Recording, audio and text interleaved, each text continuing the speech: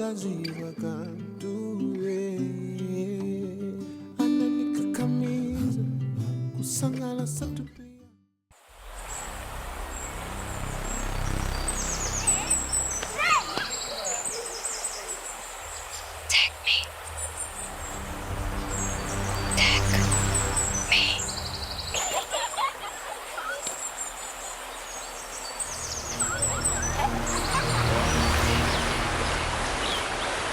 The cases continue to increase. Issues like these are things that are not talked about.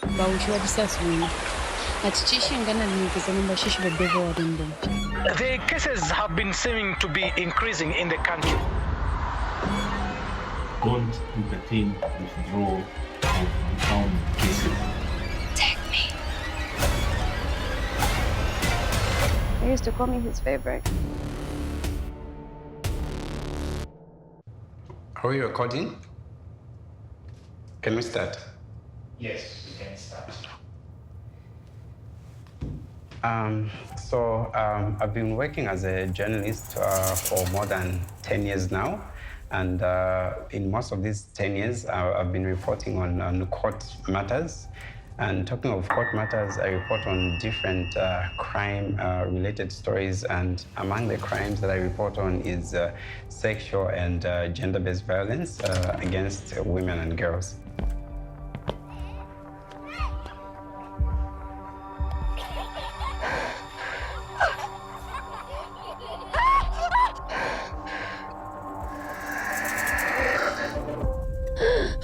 So what inspired me to start reporting about sexual abuse and mainly defilement is because of the inherent duty that journalists have to inform the public, and also just basically out of public interest, and the fact that we've in the recent past seen increased cases of sexual and gender-based violence cases in the country. It is the mandate of the Zambia Police Victim Support Unit to investigate all abuse-related cases. Having been covering gender-based violence and sexual violence-related cases over time has changed the way I look at victims of sexual violence. The first and foremost thing that happens is the intake of survivors, where a survivor will walk into the VSU office and report the incident. Lusaka Magistrate Crispin Hampungani has convicted 44-year-old Richard Mwanza of Kabanana compound for defiling 7 girls of the same area. We need to stand up, hold hands together, and say no to this vice, which is destroying the lives of our children. Residents seemingly angry after word went round of a 4-year-old girl having allegedly been molested in Lusaka's Kalingalinga compound. The law allows them to be taken back into society through bond or through bail. So this is where the challenge is, and this is why the concern is that, when this particular person who is involved in this is taken back to society, they can again do the same thing. Her husband made some attempts to keep the matter a family issue, but she remained resolved to seek justice for her daughter.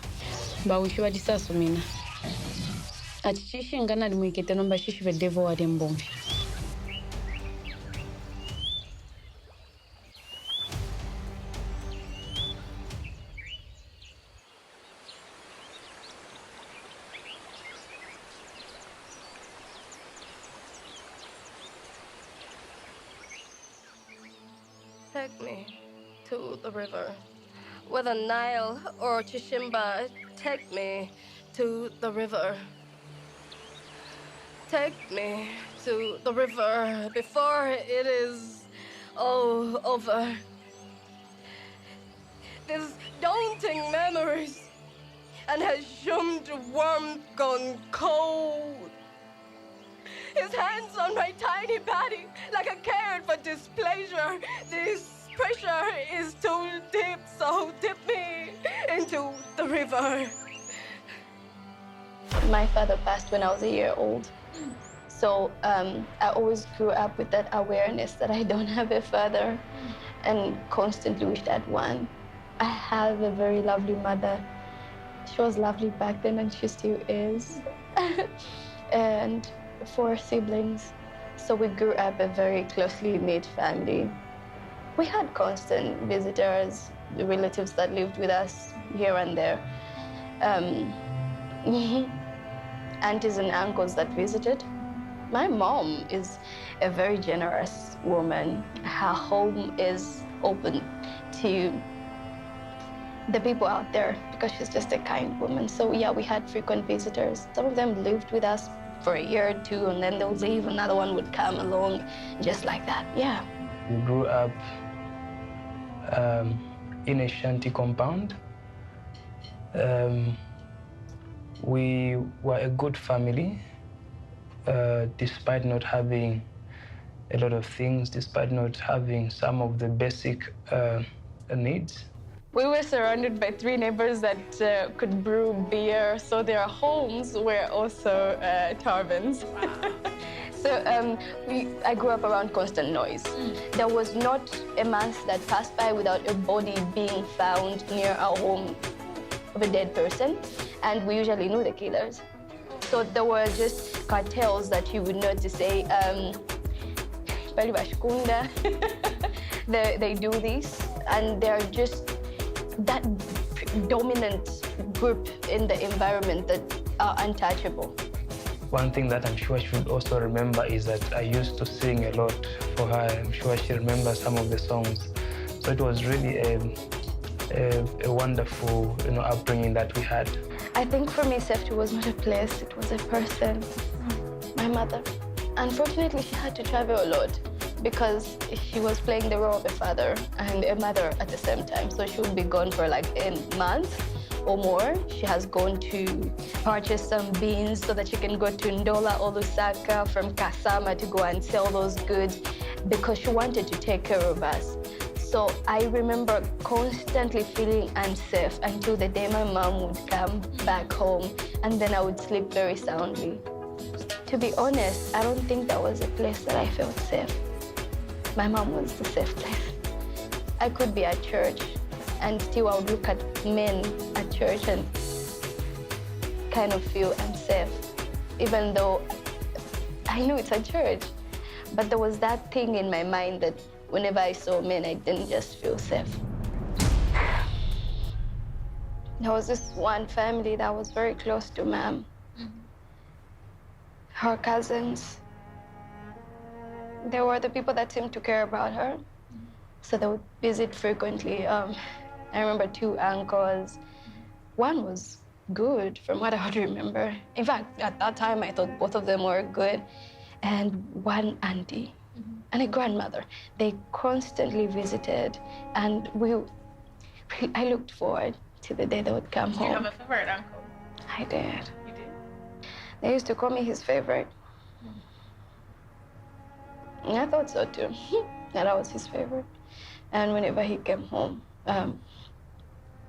I'd sit with him in the sitting room. Or take a walk with him. Uncle will probably come with a sweet or a biscuit. Uncle will lift me, put me on his laps, and would just sit there. Uncle will lift me. It was just the normal love that I thought I was getting, until it wasn't. I thought it was a normal uncle's reaction, lift me, put me on his laps, throw me in the air once in a while. Tables turned too fast. What I thought was normal was suddenly not normal, because then he started touching me. And he would ask me to touch him.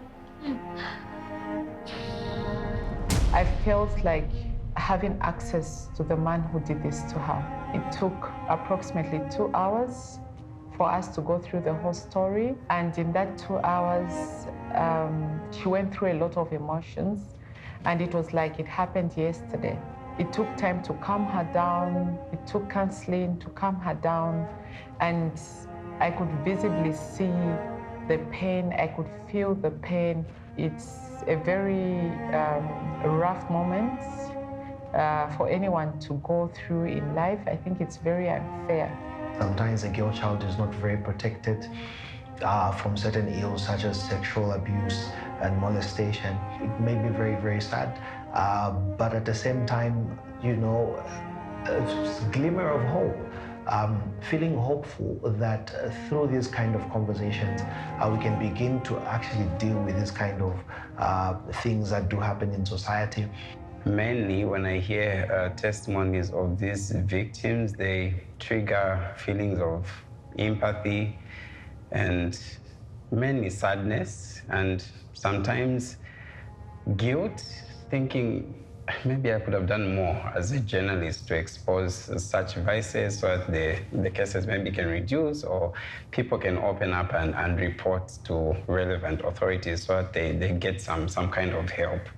Memory coming out like that at, I'm not sure how old she was in 2022, and knowing that she had gone through an abusive childhood and never spoke to anyone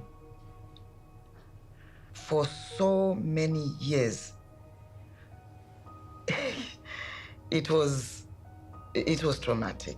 It was sometimes difficult to notice what the other member of the family is going through or their emotional patterns, because sometimes we only meet one another maybe at night after each one of us has come back from their own hustle, because we had to learn to fend for ourselves and for the family when we were very young. He would ask me to touch him, and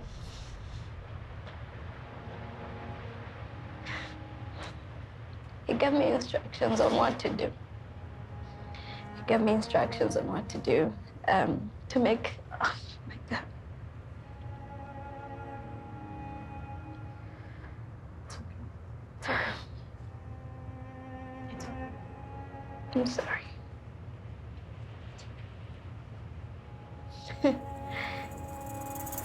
There is this thing called power relations, because what is involved is an adult and a young person.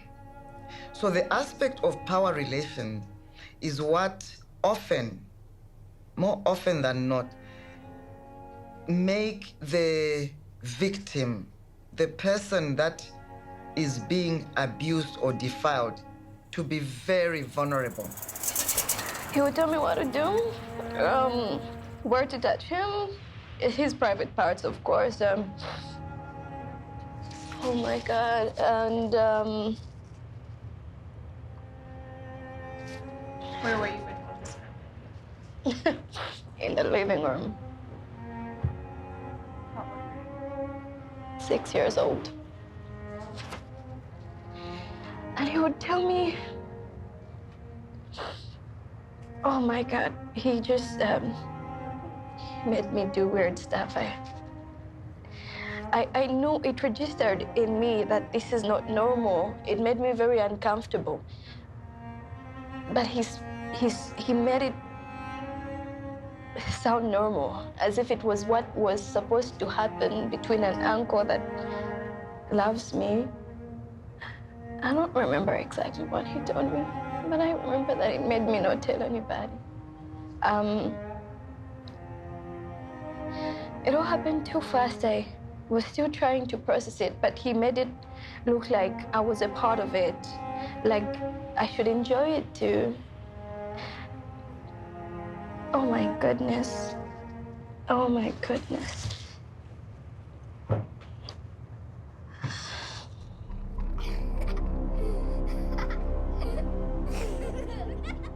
The child who's being abused will keep quiet, will not talk about it, is afraid of being beaten, or they're even told that something, bad will happen to them. Having somebody like Memory who has decided to speak about this For me personally, this is a major breakthrough. This is a big breakthrough to those people who have either experienced similar abuses or might find themselves being abused, that you can actually talk about this thing. Oh my God. He made it look as if, and he made me feel as if I should just play along. I should just go along with the flow. It's our little secret. It's our little secret. Something I should keep with him. When Memory told me about what had happened to her so many years ago, the first thought that came to my mind, I think I would not want to share it with the public because it was, if I were to translate what I thought into action, it would be an offense, a criminal offense, because I imagined a lot of things. I imagined the trauma, the pain that she had to go through for all these years that have passed. Inasmuch as I was overwhelmed by her story, I could not break down, to the extent of none of us being in a situation where we could help each other. I needed to be strong for her because that is exactly what she was looking out, for me. Somebody that would come across, hear her story, see how she could be helped to move on. So even if the tears were shed, even if the hugs were emotional, I had to be the mother, the older person who needed to be strong for her and to say, look, it's happened, but you're still a wonderful person. There's a lot of people that are silently trying to recover, and I'm using the word trying because it is something that you cannot do on your own. Memory is courageous in sharing this story. I don't know where she gets her bravery from. I felt scared. I felt frightened. But I could feel the author's strength. Memory is determined. She's tenacious. For a survivor, this is a mark that gets left in their lives. And honestly speaking, to get rid of that mark, from what I have seen, my experience in this sector of gender, it's very difficult for anyone who has gone through that to actually forget and move on. I was uncomfortable with it. And before I could process it, I was made a part of it. So when something is made a part of you, you want to keep it a secret. When you're told, don't tell your mother, I almost felt as if I tell my mother, I'll get into trouble. Like, I'll be the one to be beaten, maybe. Maybe it will be my fault that this is happening. So if this will get me into trouble, then I shouldn't tell anybody. I remember this one day. As usual, he was telling me to touch him, and he was actually, he was half naked.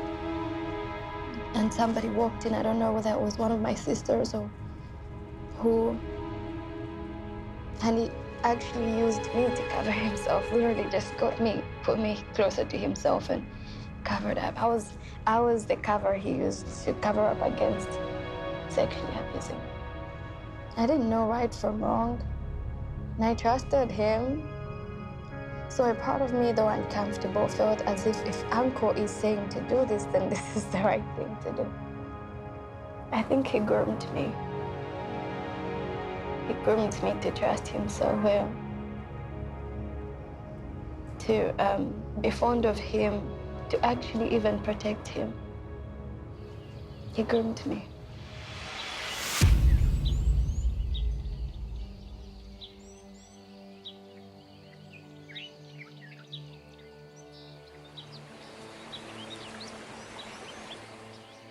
I say to the walls, they say it could listen. Let it all end here. I say whoever could listen, the words I left unspoken. Too hurt to talk. Too afraid to open up. Too broken to live on. And too brave to crack around the people around me. I used to cry a lot. I would start crying from nowhere, and everybody in the house would wonder why I'm crying and just, scold me. You cry for no good reason. I think, yeah, it was. I was crying because I was uncomfortable. I was crying because it was too much to bear, but also I couldn't speak it. So the only thing I could do is cry and cry and cry, and nobody really picked it up.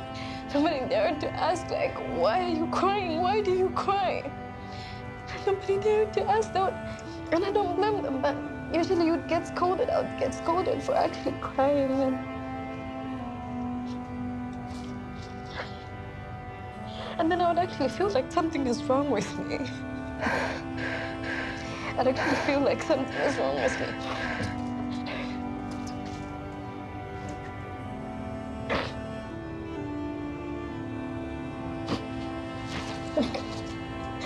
I used to feel like I'm troubling everybody around me because somehow I can't process my own emotions.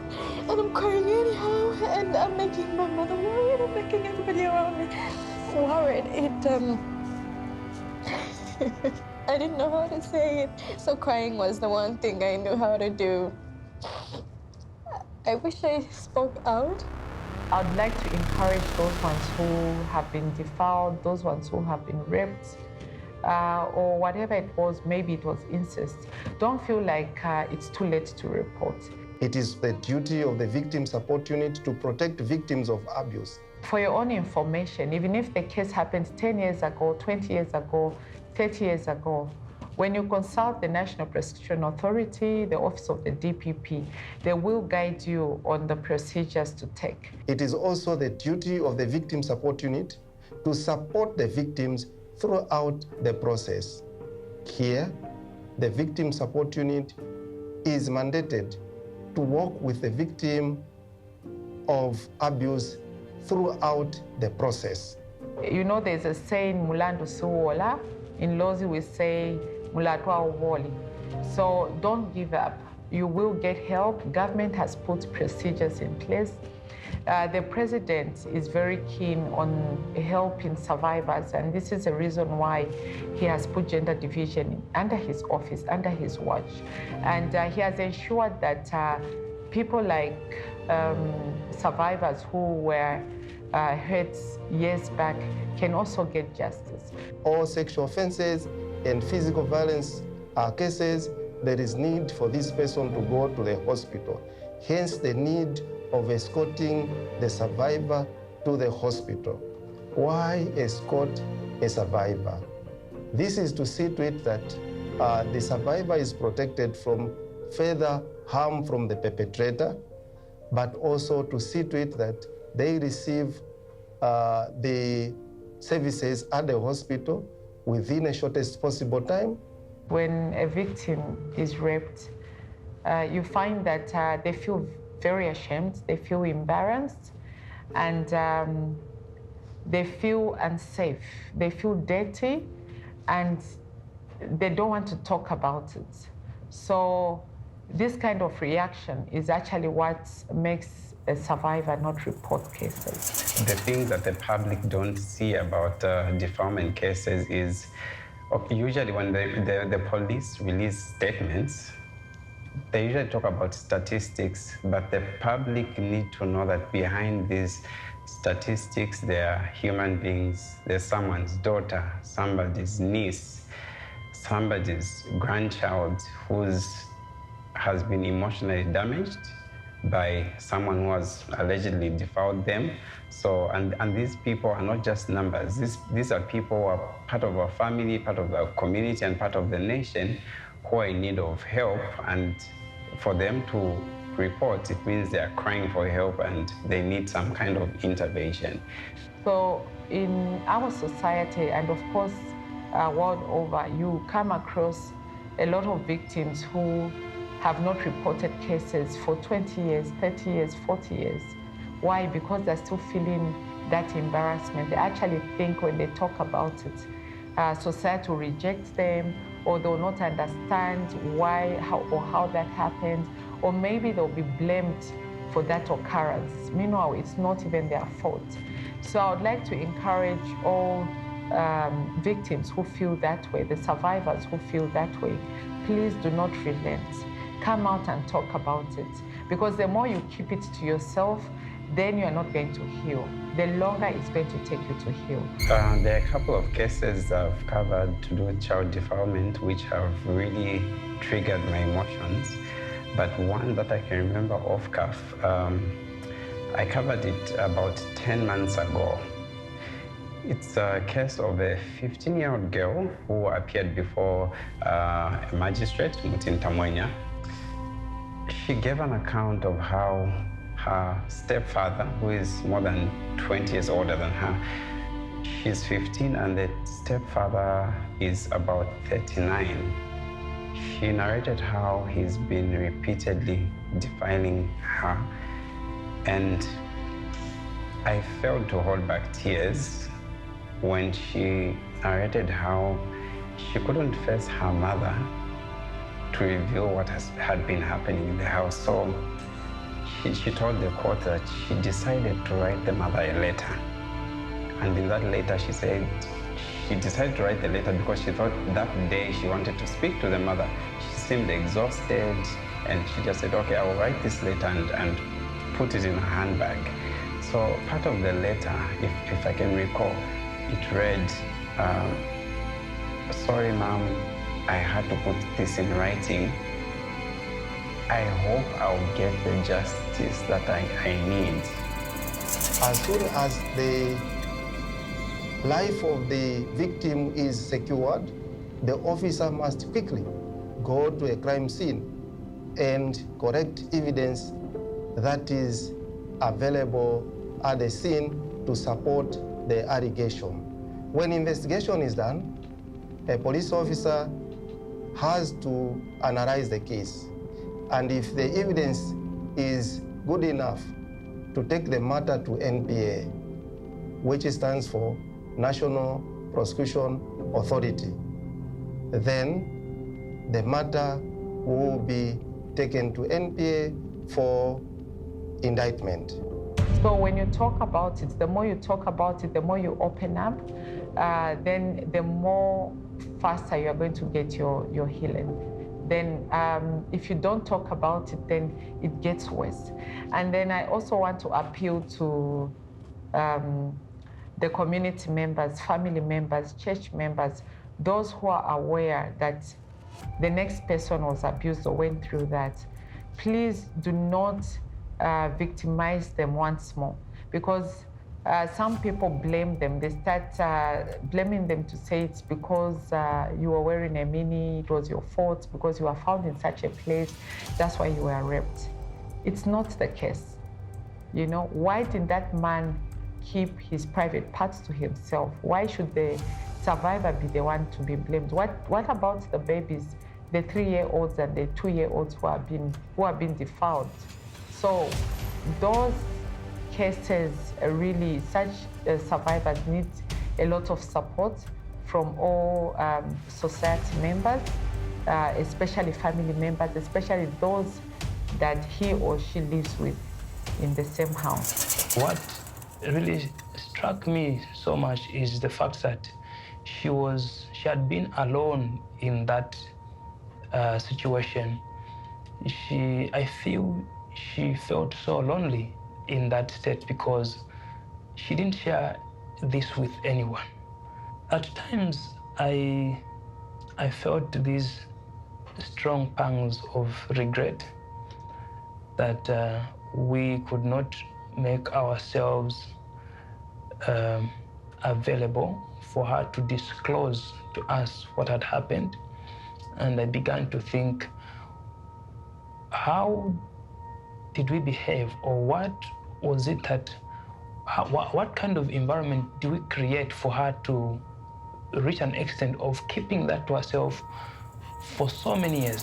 The trauma associated with these kind of things, the pain, the associated with this kind of thing, and the recovery it takes associated with this kind of thing is not something small. It actually takes a whole community and a whole initiative to be able to deal with this kind of matters.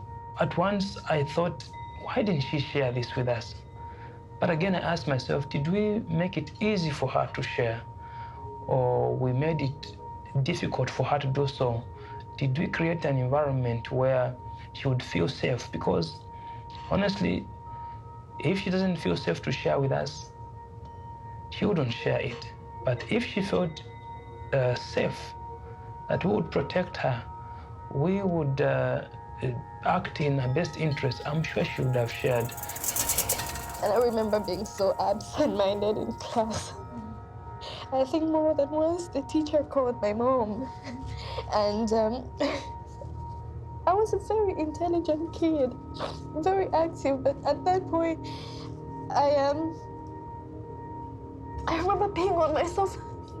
Yeah, because I became so afraid to just even say anything else. So one day I paid on myself, and everybody in class laughed at me. And instead of nobody even cared to ask, you are an intelligent kid, you've been doing this well, so what has happened, what has changed? I just got scolded, I got laughed at.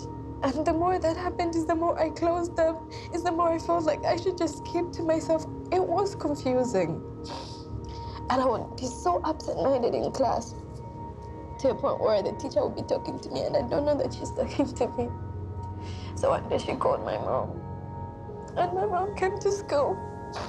And the teacher began to tell her that Chanda is so absent-minded in class. She's misbehaving, she's becoming dumb. And we were in her office, and I remember even when she was still talking to my mom, I still zoned out. And the teacher, all I could remember hearing is the teacher pointing at me and saying, see, this is exactly what I'm telling you. You see, even here, she's not present. And that was my cry for help, but nobody picked it up. And I didn't know how to process anything, so from being that outgoing kid, I wanted to stay to myself more. I'm sorry. May I have some water, please?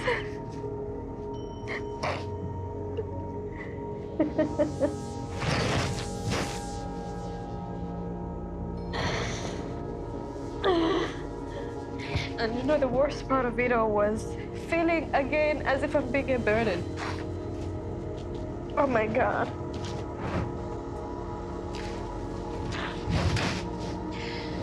Oh, thank you.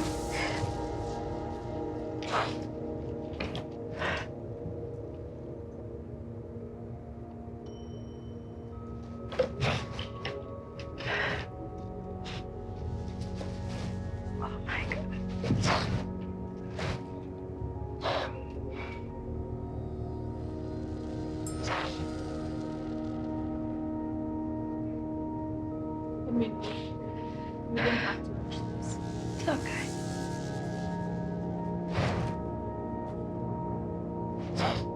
Too much was happening. Do you remember some of the darkest moments you had to after this experience? Yeah.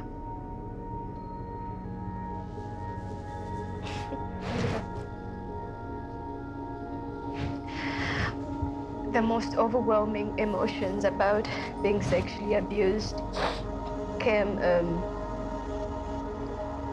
that was grade 10, the first time, because I learned to master the art of pretending nothing had happened. So for some time, I was pretending that nothing happened. Until in grade 10, when I met a friend of mine who opened up to me and said, look, I think that was her uncle who had done the same to her. And I remember trying so hard not to sit there and listen to her because her story reminded me of my own brokenness. And maybe she probably looked at me and thought, my friend doesn't care. But I was really trying to run away from the fact that she was reminding me of the one thing I had been bearing for so many years. So even after that, I really tried so hard to push it at the back of my mind. Don't pay attention to this. Pretend it never happened. Feel normal.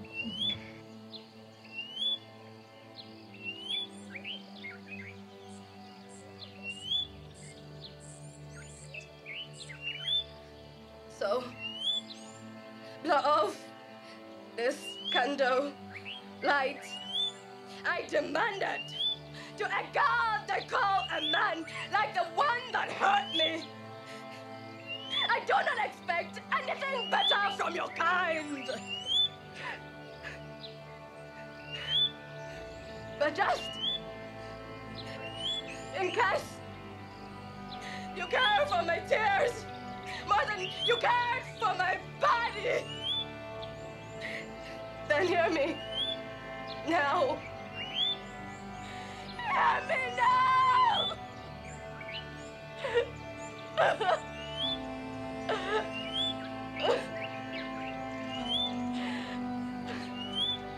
Oh, never! This is a great achievement for a young girl having passed through what she has passed through and still be able to find herself and be a voice for the many voiceless. Memory has had to go through a lot inside to get here.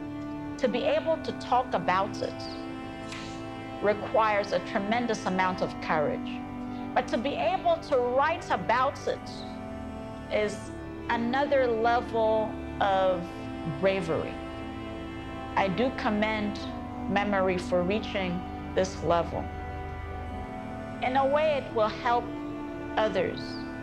She came to me as my daughter, as somebody who was seeking a shoulder to cry on, as my daughter saying, Mom, this is what I've had to carry all these years.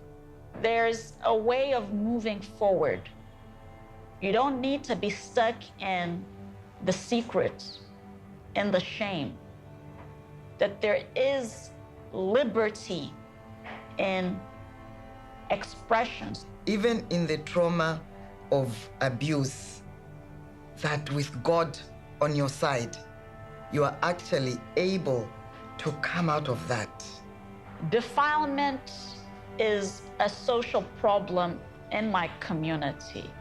Every week, there's a story about a child that has been sexually abused. When you judge a survivor, you make things worse. That is what we call secondary abuse, because then you are abusing that person the second time after the perpetrator has abused them.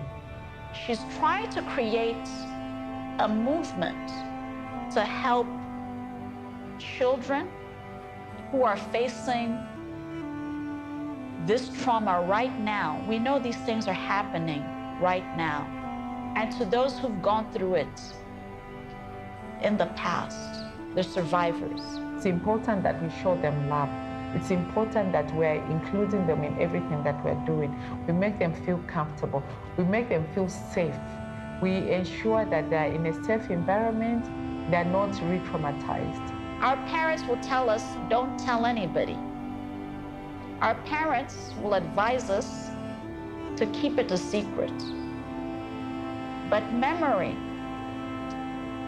has found a way of broadcasting her experience of defilement in a way that will encourage others to speak up. And then first year in university kind of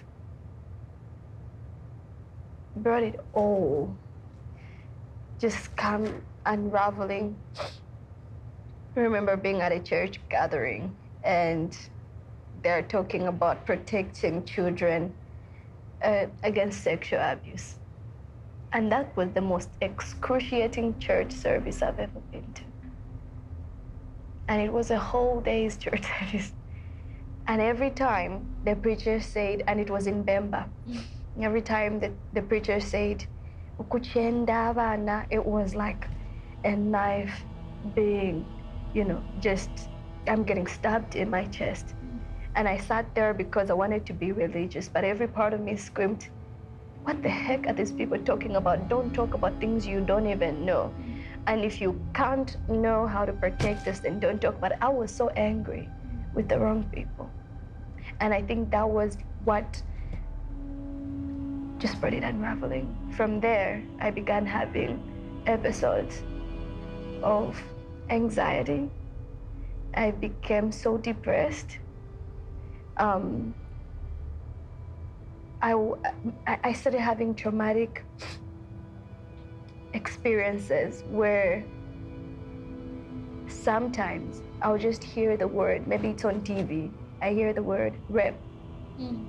Even somebody selling vegetables, they're passing along the street and they'll just say, repu, repu. And for me, that would just, why do people use the word rep when they're selling vegetables? And everything was just reminding me of that one thing I was trying so hard to run away from.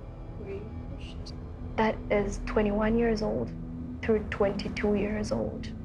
And I could go to the bathroom and everybody thinks I've gone to bath, but I'll fill up the bathtub and try to drown myself. For some reason it never worked. And I wondered how people who kill themselves by drowning themselves did it, because I really wanted to do it to myself. And so, having tried that several times and it never happened, in fact, one day I was doing that in the bathtub and I'm just like, I really want to go. I can't hold this pain anymore. And suddenly my cousin, my sister cousin, opened the door. She was just like, Chanda, you've been here too long. Are you okay? And that's when I surfaced from the bathtub and just, hi, I'm okay. And she looked at me. I could see she saw my eyes were red from, of course, crying so hard. But she was like, are you sure? And I said, I'm fine. And she left and went. But that was me from trying to kill myself right there. I'd tried drowning myself in the bathtub to die. It didn't happen. Now this one day I was at the boarding house, second year of university. And I just got so overwhelmed with the emotions of, I'm not good enough. I am damaged. I am broken.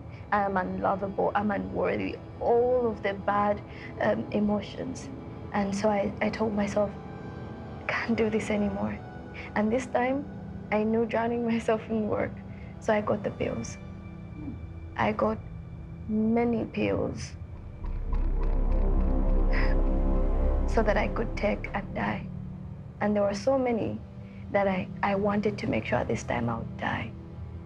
So I held the pills in one hand and, a bottle of water in another and just about to do it.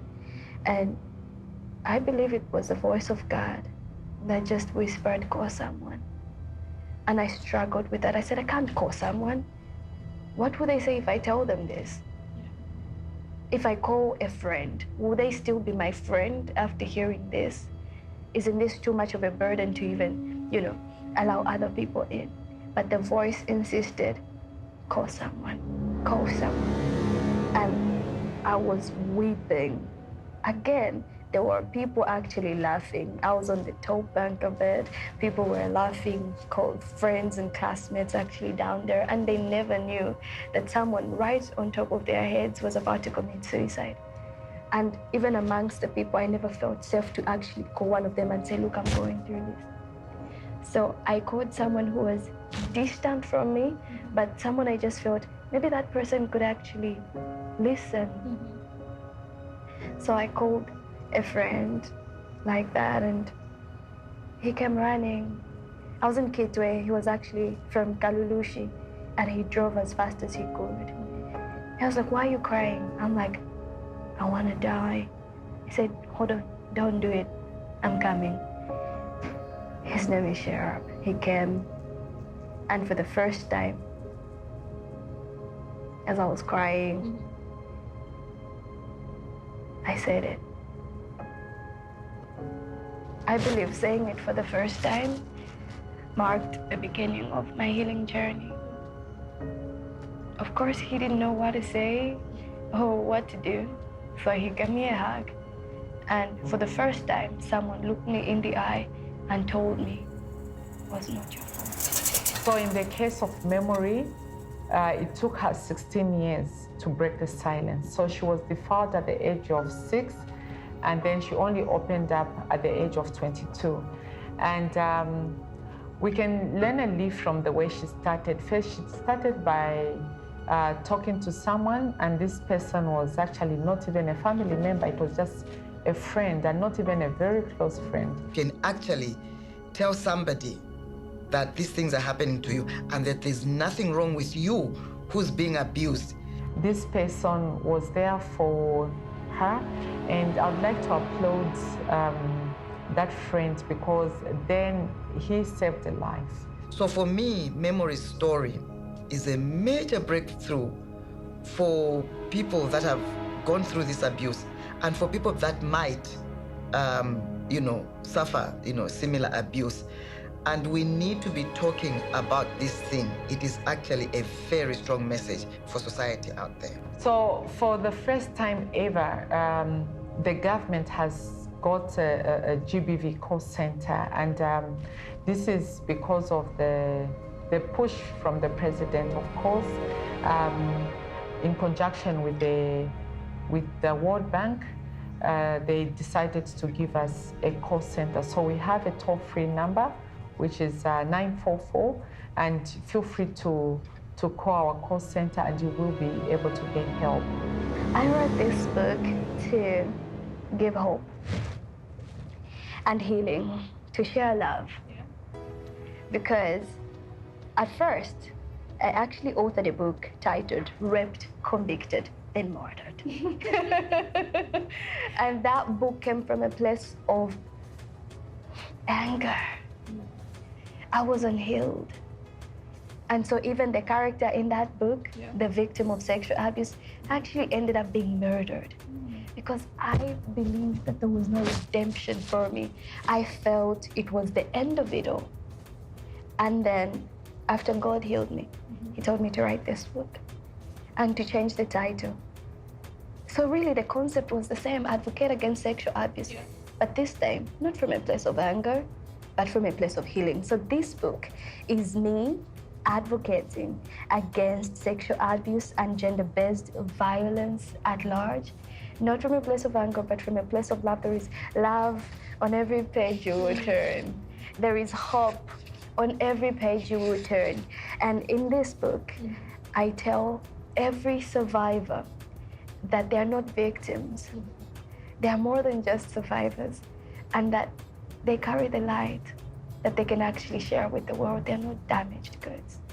In as much as I was writing to give hope, when I was writing, it was like I was reliving the experience. It's like the 27-year-old me is suddenly back in that house, being sexually abused by the man I thought was my uncle and thought he loved me. It was like I'm experiencing it all over again.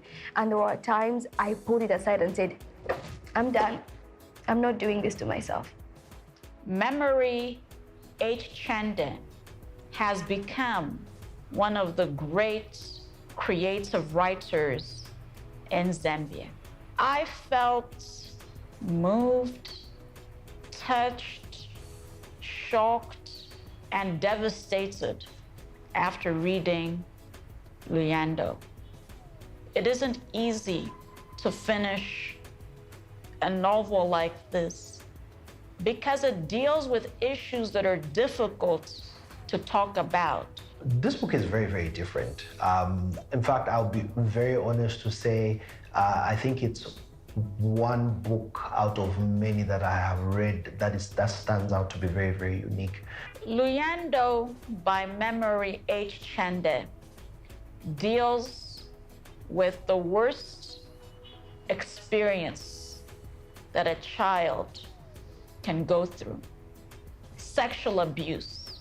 There are not so many books that talk about this kind of thing, especially issues of surviving sexual abuse, particularly in an African and a Zambian context. To be honest, I think in the Zambian context, she's probably the only author I've read a book from, with that kind of experience. What I love about Luyando is that it doesn't leave you tarnished. Yes, you go through that journey of injustice, but there is light. There is enlightenment. There is relief. There is triumph and victory for Luyando. I feel that the book in its totality is complete. You're able to capture the author's mind, and the author courageously put out something for us to be able to think about. With Luyando, she's not just using her creativity to tell a story and put a book on the market. She's trying to create a movement. I love Memory's poems. She's so good at poetic language. Memory's strength is emotion. Memory knows how to express the emotions of her soul. I enjoy reading Memory's books. In my opinion, she's a genuine artist. Memory H. Chanda is one of the greatest Zambian poets, and I do encourage her to go much deeper in poetry. That's her strength. That's her talent.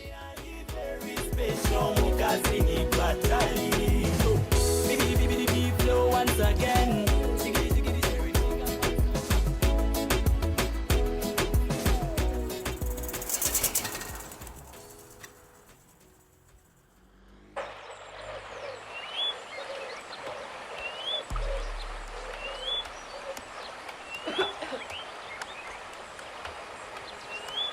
Try me.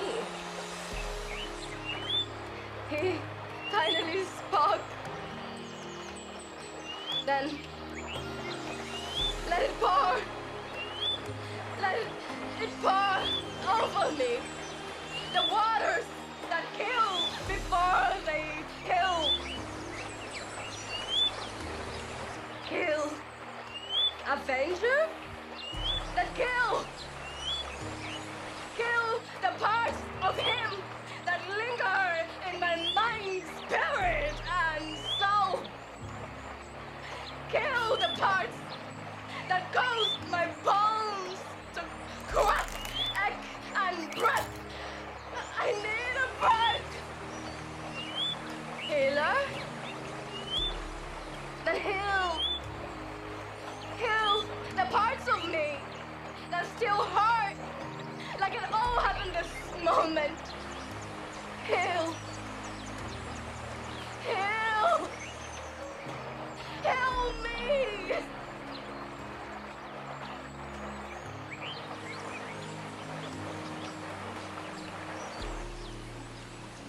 Think about that little girl, 6-year-old girl, sitting across you right now.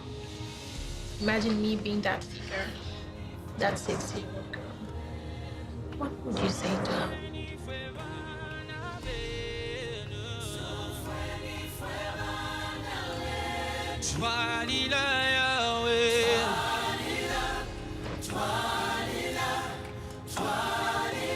If I were trying to protect her, I would say run. I would say scream. I would say talk to somebody. I would say don't believe him. But well, it happened already. So right now I would say to her, I'm sorry. I'm sorry that it happened to you. I wish things were different. But look, we made it on the other side. You're no longer the victim that he made you. I'll say to her, actually, you're a warrior. You're an overcomer. You went through it, and you didn't allow it to define you. I'll say, little Chanda, you rose above what was meant to break you, and I'm proud of you. I'm so proud of you that now you are.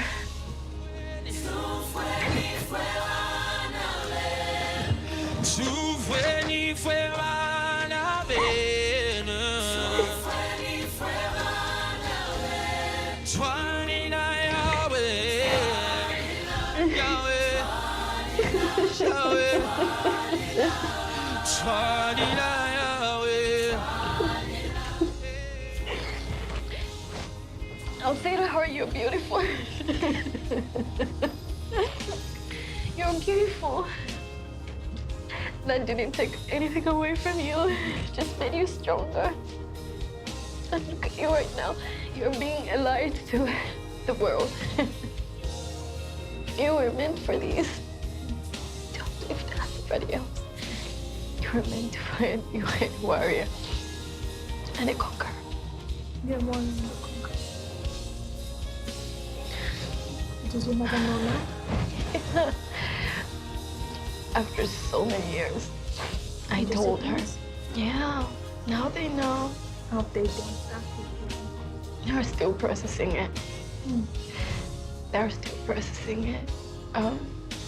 My mother especially, because you can imagine, she was a single mother doing her best, and only to realize that her child experienced that. No matter how she tried to protect me, that it happened anyway. So she's still processing it, and I pray for her. And I think that is another thing that a lot of victims go through. I personally didn't want to tell anybody, not simply because I was ashamed. Yes, the shame was a very big part of it, because I felt they would never accept me, they would never love me the same, they would look at me as a broken person. But also, I felt that my story would be a burden to them, that they would blame themselves for what happened to me.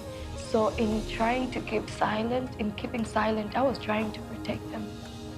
But that wasn't protecting them. I had to tell the truth. Because if you stay silent,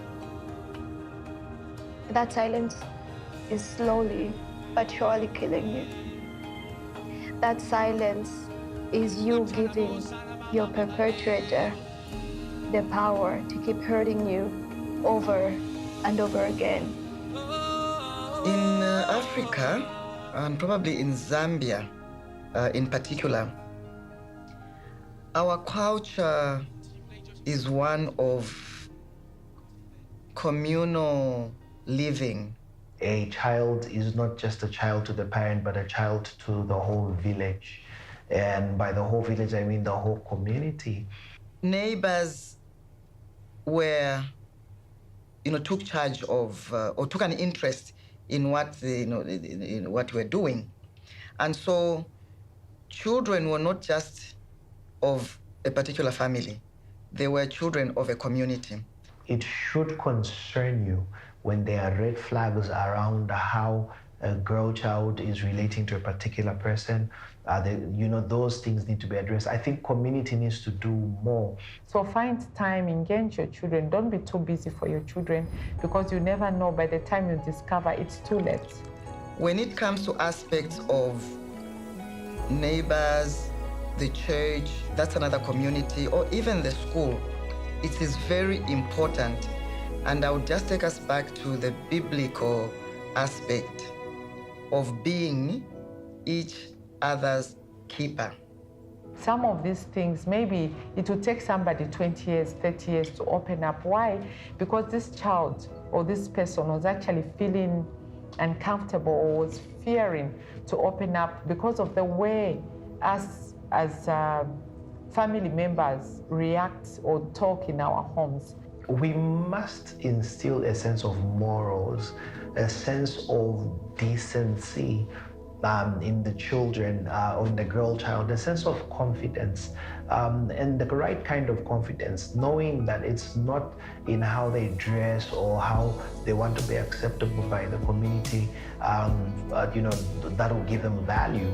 And so sometimes I see that the girl child lacks that protection because they are not well taught, they're not well groomed, they're not well advised as they are growing up to be able to pursue a path of, decency and modesty. Let's create our homes to be safe homes, Let's create an environment where every member of the family is free to open up and talk about issues. Let's not be too aggressive, especially, couples, when you are talking or if you differ in one way or another. Let's not differ in front of the children because then you instill fear in them. Then they're not able to open up because they'll think that maybe my father or my mother will shout at me. So if we are going to be Christians worth the salt, we need to live the biblical teaching of being each other's sister or brother's keeper, and also being the good Samaritan where we look out for each other when there are circumstances or situations that need to be addressed. Learn to talk softly, learn to be understanding. You don't have to always shout to be heard. You can actually just be a parent, be the bigger person, calm down. When a child has wronged you or a child has done something wrong, don't be too harsh on them. It's not only the fact that she has now discovered her path to healing, or she is healing, or she has healed, that makes me elated more. But the fact that her story will not only help her, or rather her healing will not only help her, but will also help others who might have gone through similar situations.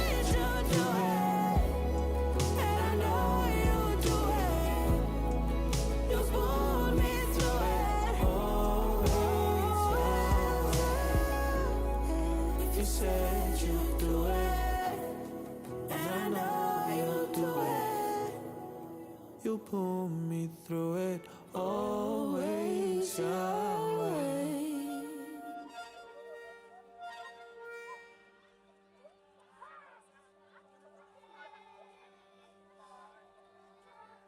Light?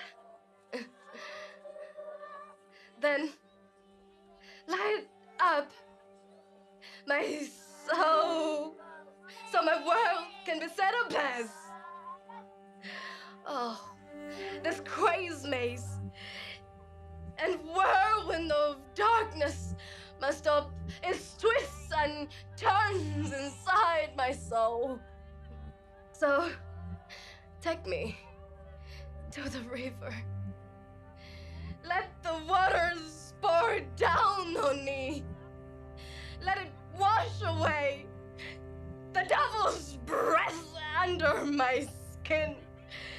Rinse me of the sins of another man. Turn this bloody velvet stain on my soul into white like snowflakes. This ain't fake. My hope for healing and redemption. The effects of sexual abuse are deeper than we care to address or even acknowledge. We all need to hold hands to fight against sexual abuse. Parents, please care for your children. Are you making sure that the environment is safe for them? Don't trust people you call your brothers or your uncles or anybody. Question everybody's motive with your children. I think that's what I would say with parents, because it's easy to trust your brother or your cousin thinking, oh, well, they're simply playing with my daughter. I think my mother thought the same, but while she thought he was playing with me, He wasn't. He was sexually abusing me and cleaning up after his trails. And then to the people that it has happened to, there is hope. There is hope. There is healing.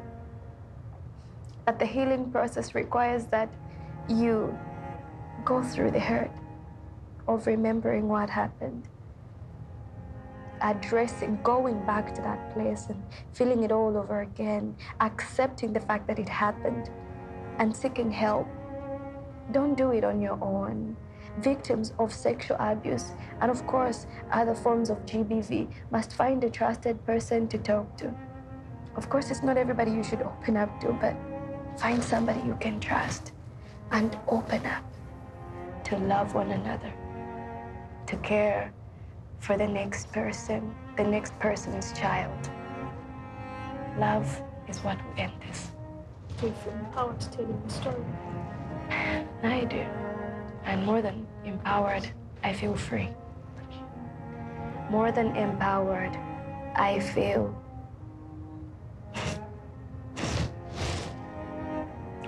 loved. The love is coming from the inside of me. Love, like the yeah, book. I feel so much love. I carry no resentment anymore.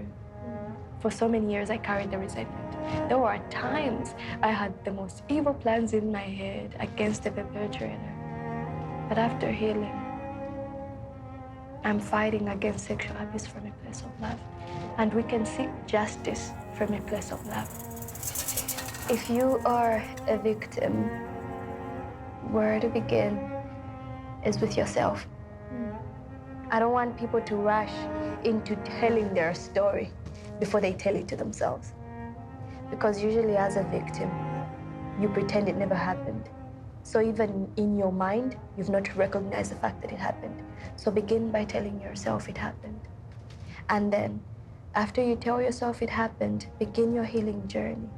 Begin your healing journey, seek help, talk to someone you trust. Not everybody, but somebody you trust, one person at a time. One person at a time, seek counseling. Get a life coach, somebody who will help you. I remember the first time I got a life coach to help me through this. I was given the instruction to stand in front of the mirror, naked, look at myself intently, and say to myself, I love you. And that was the toughest thing I had ever had to do. I actually hated the coach. And I broke all communication because what they told me was a point of breakthrough, but it was hard for me to do because I realized I didn't even love my body. Because every time I looked at my body, I saw his hands over me. Every time I looked at my private parts, I could feel him doing it to me. So please start by beginning that internal healing. Begin to love yourself. Begin to embrace yourself. Every part that was touched is still lovable. It's still worthy. Every part that was violated could still be safe. It's still worthy. It is still lovable. Begin by embracing yourself, your body, your spirit, your soul, your heart too. Embrace yourself. Redeem those parts of you that are broken. And then you can open up to also help others. And the more you help others is the more you help yourself. I keep telling you every time I tell this story, I get freer. If there is such a word as freer, I get more free. And I never thought this was possible. I thought staying quiet was what would protect me. But this speaking up, this is the healing. Can I see joy?